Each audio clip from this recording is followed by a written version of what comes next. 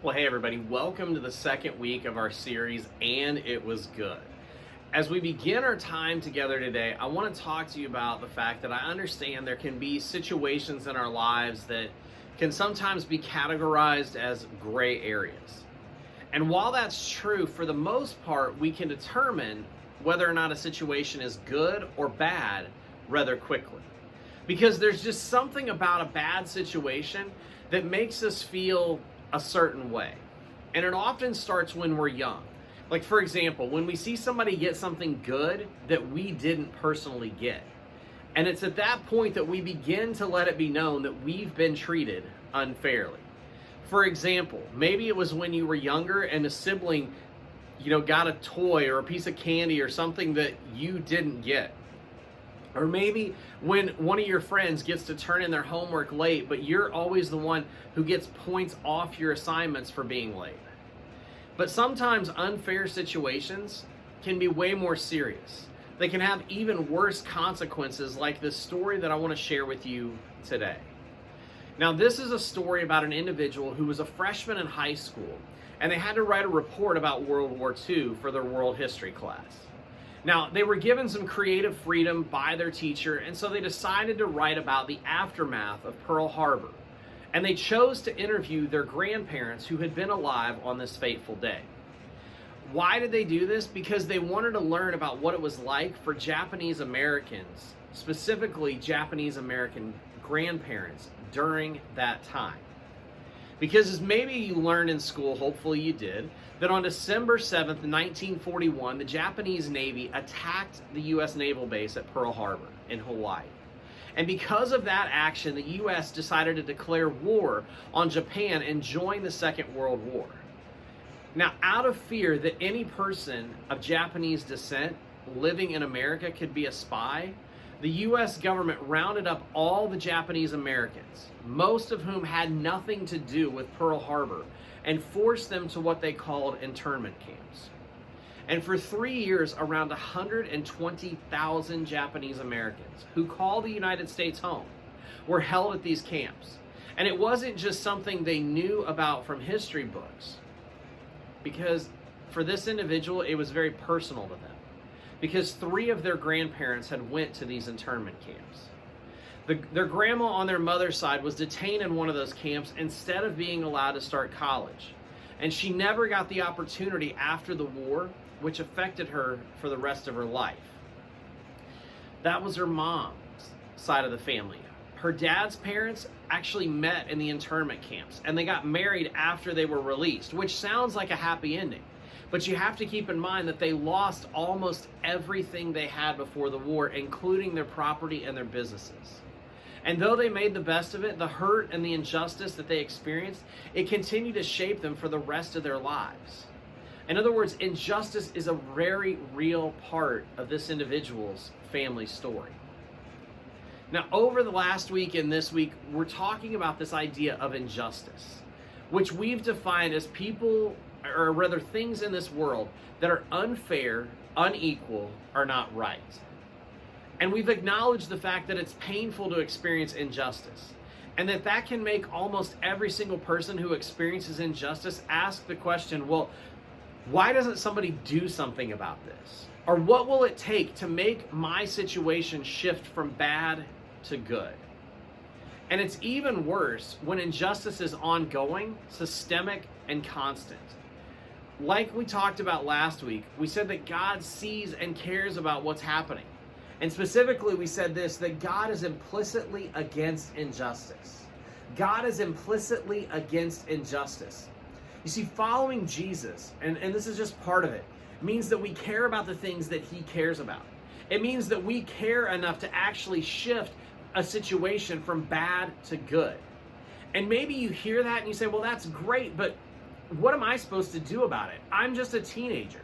When I look at the world and I see things, that aren't fair, or I see how people are causing harm to one another, it can really be overwhelming. And maybe you've seen people that have experienced injustice, things like racism or oppression or discrimination or prejudice. And maybe, not just that you've witnessed it, yourself, but maybe you've actually been the one who's experienced it in your own life. And if you've ever felt that way, And maybe you show up week after week here and you say, well, how do I handle this when it's happening to me and not just around me? Or maybe you're thinking to yourself, well, that's not me, that's not my story, and I get that too. But as a caring community, we need to understand that when one person suffers, we all suffer. And this is a good opportunity for you that if this isn't your story, if you've never experienced injustice, or maybe you're not experiencing injustice, this is a good opportunity for you to hear what injustice feels like in our community. And as we do that, we want to challenge you to lean in, to listen to other people, to do what we talked about the first week, which is simply to be curious. And so if you're experiencing injustice, or if you have experienced injustice, what do you do? What do you do when you feel like you're alone in it? What do you do when you realize there's somebody in the vicinity of your life who's experiencing injustice? What I want you to do is I want you to pay attention to the story that we're going to talk about 3 friends and what happened to them. Because around 600 BC, there was a Babylonian king whose name was Nebuchadnezzar, and he was really powerful.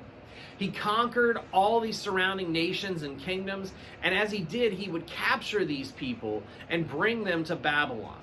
And one of the nations that he overthrew and that he captured people from was the nation of Israel.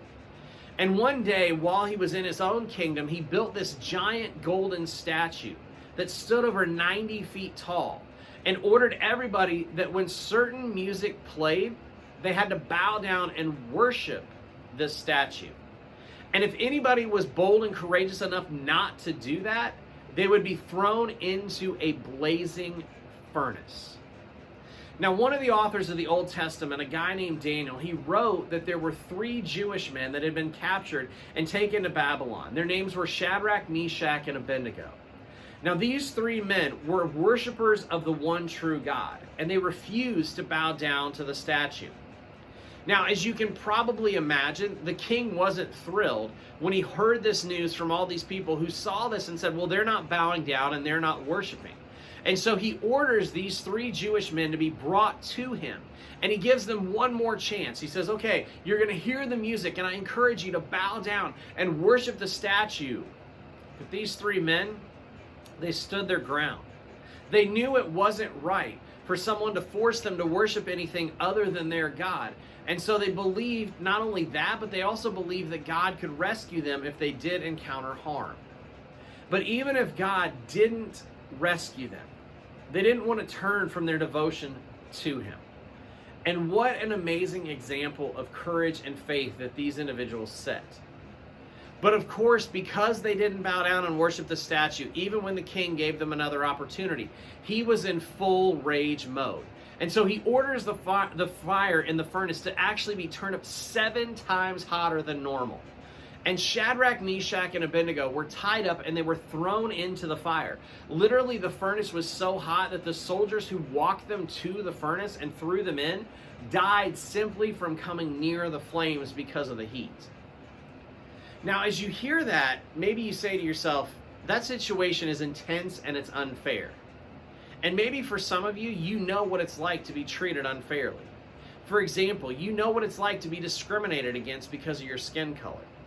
Or maybe you know what it's like to be less than because of your family's finances. Or maybe you know what it's like to be held back because of your gender. Or to be considered less important because of something that you have absolutely no control over. And if you've experienced injustice, you know it can be a scary and frustrating and sad thing. But Shadrach, Meshach, and Abednego, I'm sure they felt all of those things. They were probably scared and frustrated and sad and asking themselves, what's going to happen? But let's continue on with the story because I want you to hear what happens while these men were actually in the fire. Here's what it says. It says, then King Nebuchadnezzar leaped to his feet in amazement and asked his advisors, weren't there 3 men that we tied up and threw into the fire? They replied, certainly, your majesty. He said, look, I see 4 men walking around in the fire, unbound, unharmed, and the 4th looks like a son of the gods. Nebuchadnezzar then approached the opening of the blazing furnace and shouted, "Shadrach, Meshach, Abednego, servants of the Most High God, come out, come here." So Shadrach, Meshach, and Abednego came out of the fire, and the satraps, the prefects, the governors, and the royal advisors crowded around them.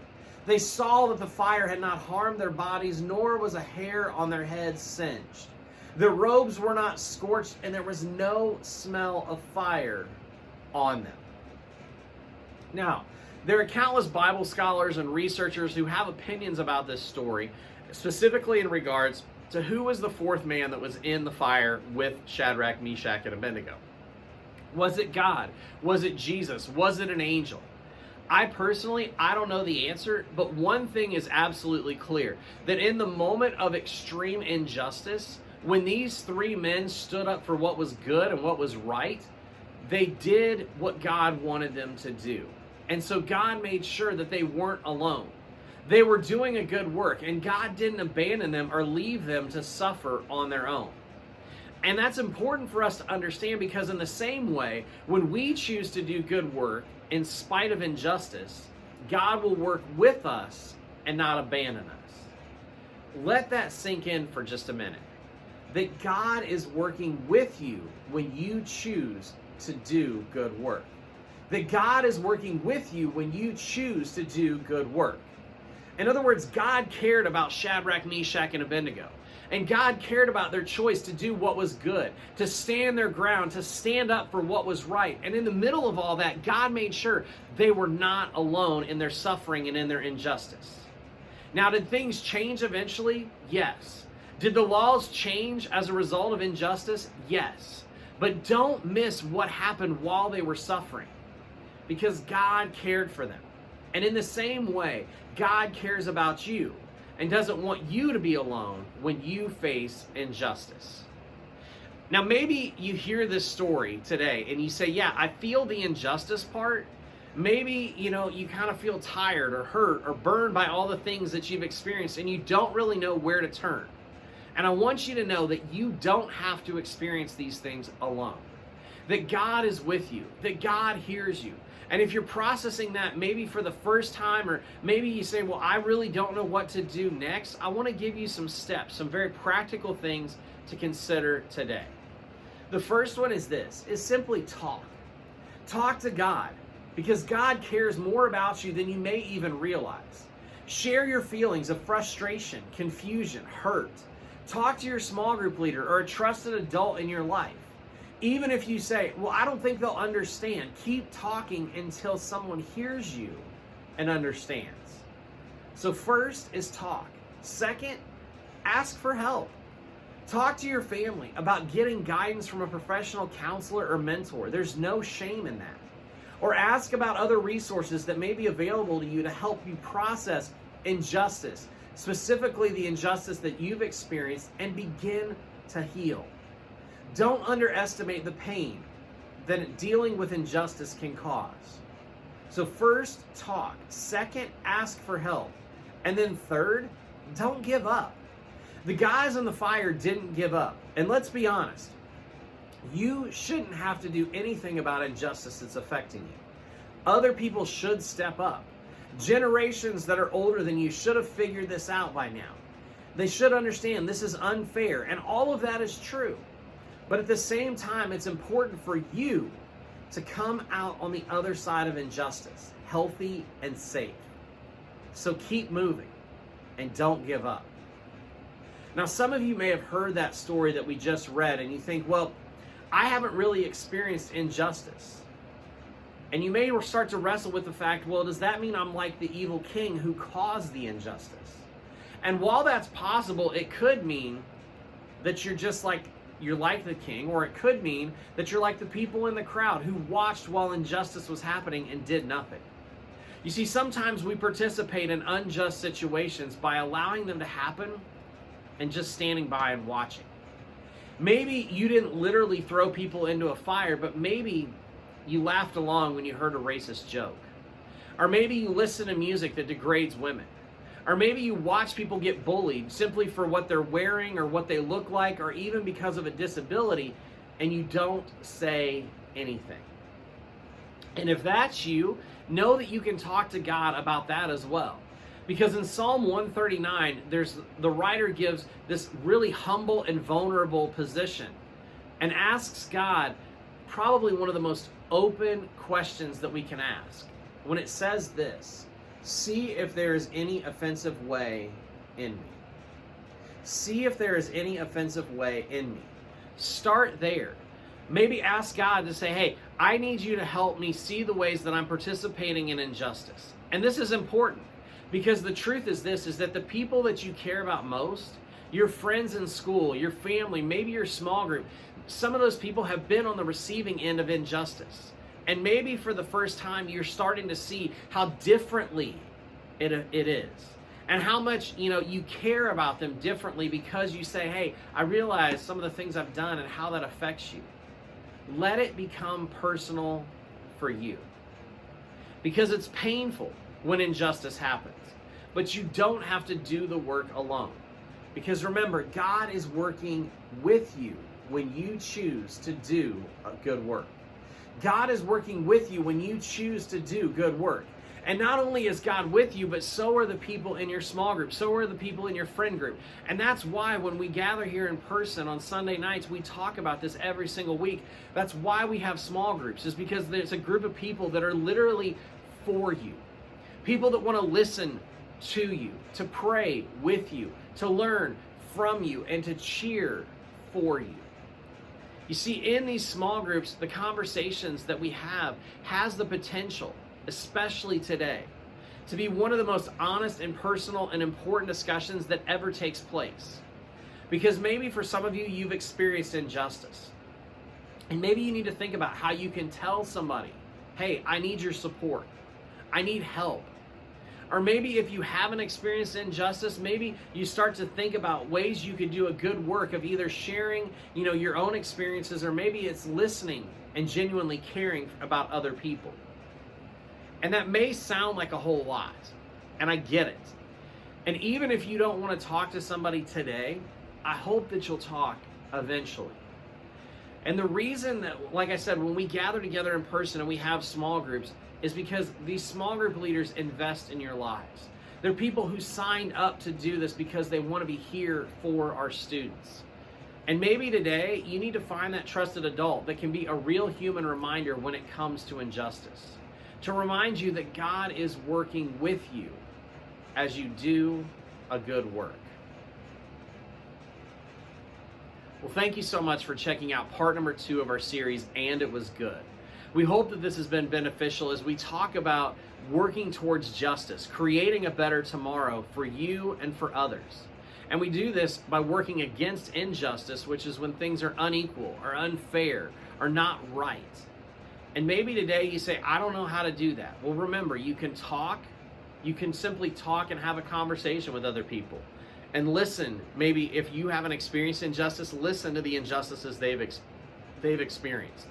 You can ask for help. You can actually talk to them. And you can continue to push forward. And you can continue to work towards a solution. So we hope that this has been encouraging and helpful to you. Know that we would love to have you join us in person, as we talked about at the end of this message.